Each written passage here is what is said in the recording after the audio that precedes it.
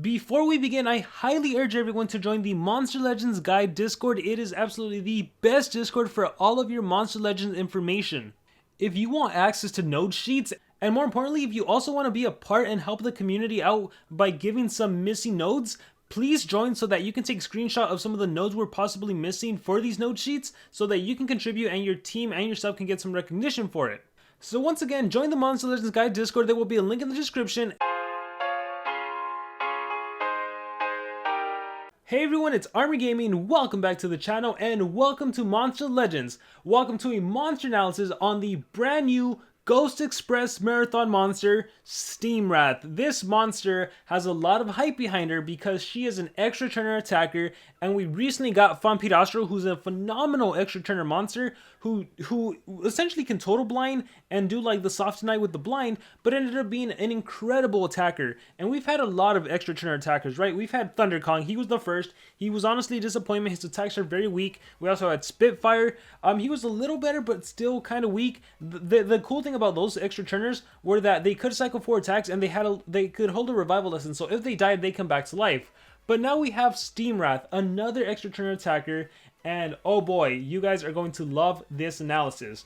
Many monsters have crossed the cosmic portal, but never a big machine like a train. You'd be inclined to think that this is a pretty cool event, but you'd be wrong. The engine driver in this train, Steamwrath, has made a deal with Barbatos. The passengers of her train, the Ghost Express, are lost souls from the other side of the portal, and she's taking them straight to hell. Whoa. Will they'll inevitably become part of the army of the undead. So she's essentially a carrier of souls for Barbatos. So that is Steamwrath, everyone.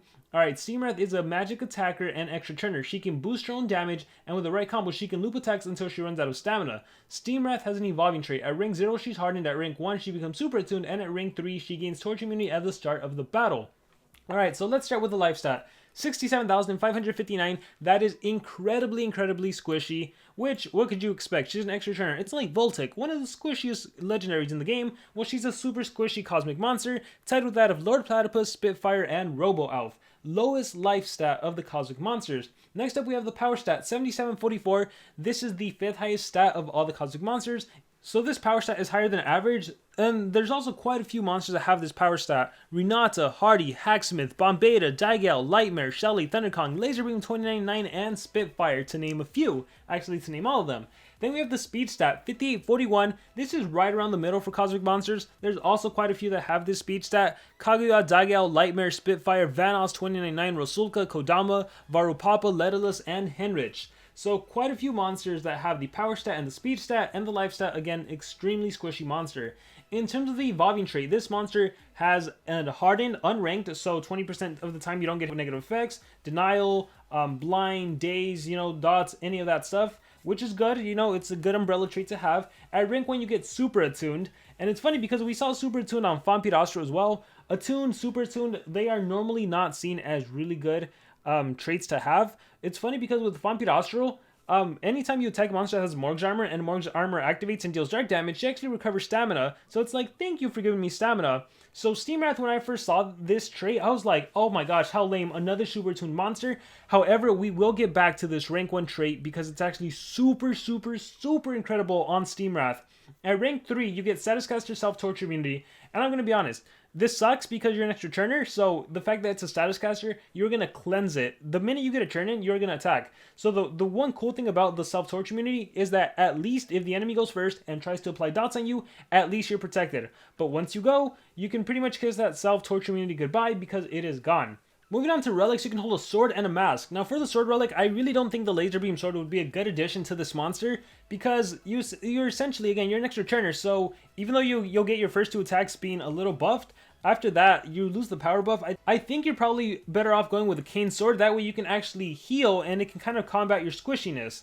You can also hold the mask relic. And for the most relic, I'm anticipating that players are probably going to be using Jastar's Mask above everything else. Jastar's Mask, if you attack an enemy and they have above 75% stamina, you'll drain their stamina and you actually recover your stamina. I think you recover like 225 points or some crazy amount like that. So that can definitely be used, especially because you can attack different monsters and then trigger the relic when you're low on stamina. There's also a gold relic mask you can actually use.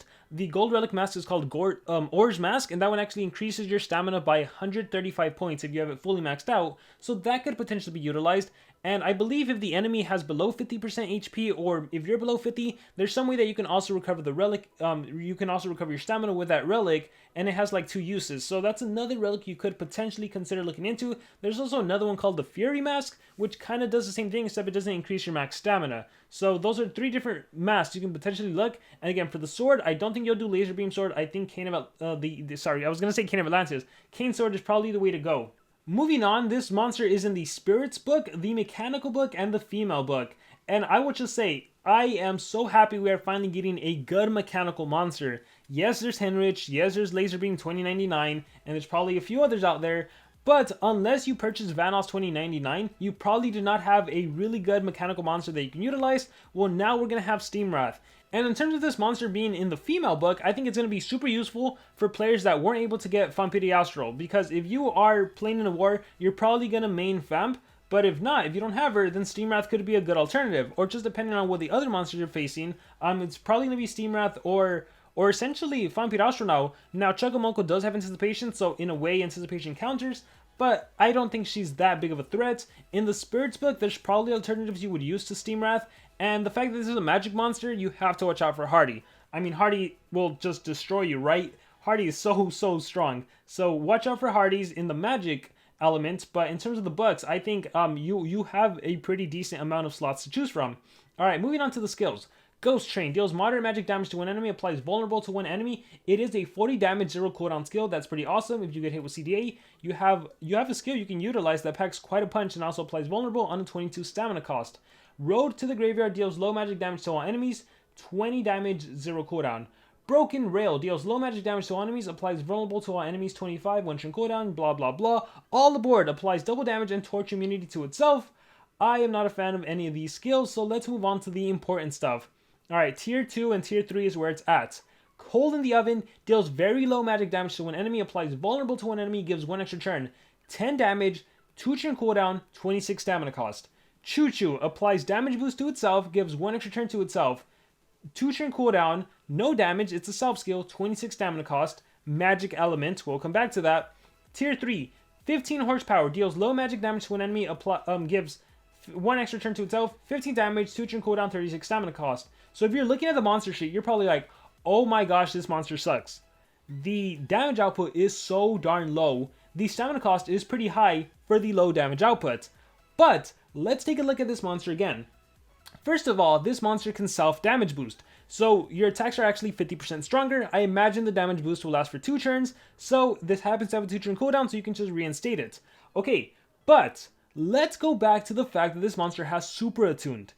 Okay, so what does Super Attune do? When you get attacked by the magic element, you will recover 50 stamina points, okay?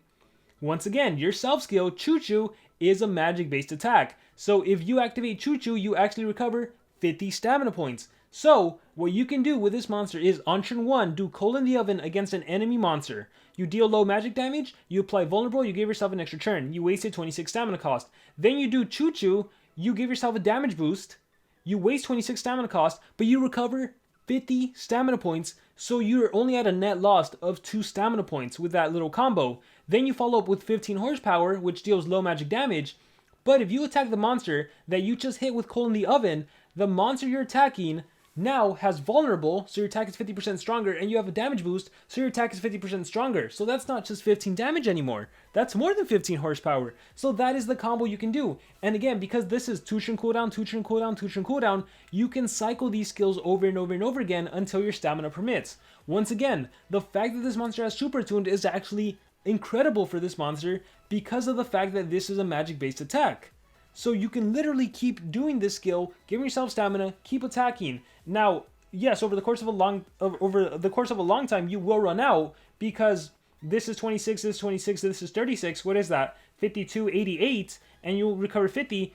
But basically, you're only exhausting 38 stamina to do this cycle. That is insane, considering this monster is going to be given strength with super mutant stamina, right? Increased stamina. Like I said, you can utilize the Ore Mask if you want to increase your maximum stamina even more. You have access to the Jazzstar's Mask. That is just phenomenal. The amount of attacks this monster can do over and over and over and over again, even though it's very weak, right? Even though it's very weak. Once the enemy team has vulnerable, the vulnerable is permanent. They can't do anything about it, right? if you're attacking a Shelly, if you're attacking a Bomb Beta, this monster might be able to take him down with super low attacks. Just bam, bam, bam, bam. Coal in the oven, and then damage boost, then 15 horsepower, then coal in the oven, then 15 horsepower, then choo-choo, like over and over and over again. So I'm liking this a lot. So again, when I first saw the monster sheet and I just really quickly scrolled down and saw the damage, I'm like, oh my gosh, that is so lame. But then when I started exploring more and I'm like, wait a minute, vulnerable? So 50% stronger? Wait a minute, you recover 50 stamina points and you give yourself a damage boost? Okay, now I see the potential of this monster. So I actually really like this monster. Your last and final skill is actually a metal-based attack. Wrench Wrecker deals moderate metal damage to all enemies, applies daze to all enemies. What I will say about Wrench Wrecker is you're essentially a Bomb Beta killer thanks to Wrench Wrecker. It's 30 damage. That essentially becomes 45 multiplied by 3 because you have the elemental advantage against the light elements. So Bomb Beta will suffer, and not to mention you apply the vulnerable, and not to mention you apply the damage boost. So even if you can't get out a bunch of attacks, this is a Bomb Beta killer as well. And then if you have a turn transfer, you can just turn transfer back. After you kill Bomb Beta, you can attack other people. So not only are you a Bomb Beta killer, you're probably going to have an easy time killing Daedalus and Shellys. And then you might be able to execute the whole enemy team, especially if you're someone running level 10 runes and you have mutant level 10 runes. Oh my gosh, this monster might be a force to be reckoned with. I think tier 2 and 3 is the way to go. For those situations where you can get hit with CDA, you would probably run Ghost Train because it is a nice 40 damage attack. But yeah, I mean, this monster, I think it's obviously the Cosmic Voltic, right? It is our equivalent to Voltic. Thank goodness Social Point did not make this monster even more incredibly powerful by giving it a banner. Can you imagine if this monster had a charging banner? This monster would literally attack forever and eliminate everyone. So there is somewhat of a balance by giving this monster a sword. Again, with the mask, oh my gosh, with the mask, this monster can drain enemy stamina with Deathstar's mask and recover its own stamina. So even then, it's like this monster is going to be attacking a ton of times. So I think this monster has the potential to take down everyone if there is no anticipation. So I do anticipate we're probably going to be getting another anticipation monster in this season. Season 6, we're probably going to get a monster that has anticipation at rank 0. We have to, because the amount of extra turns this monster is dishing out in a single attack is ridiculous. So I would be so surprised if we don't see another anticipation monster. We have to. We need someone to counteract Steamwrath, right? We need someone to counteract the Cosmic Voltic. With that being said, the ultimate attack, 267 MPH, deals moderate magic damage to all enemies, applies vulnerable to all enemies, applies damage boost, and 1 extra turn. Very nice. You attack everyone, you vulnerable everyone, you give yourself a damage boost, and then an extra turn, and then you're able to attack forever with your tier 2 skills and tier 3 skill. Phenomenal monster, my personal opinion. Is this monster worth racing for? 100% yes. 100% yes. Is there going to be a monster to counter the monster that has anticipation? 99.9% pretty confident yes. That is just my speculation, but I mean, come on, like, if you release an extra turner, an anticipation is going to come along. So with that being said, guys, that is going to be it for my analysis on Steamwrath. Let me know in the comments below, what do you guys think about this monster? What do you think about what I said? Did you guys see that combo of super attuned plus your self buff skill? Did you guys recognize that? Any thoughts? Let me know in the comments below. Thank you guys very much, and remember to subscribe.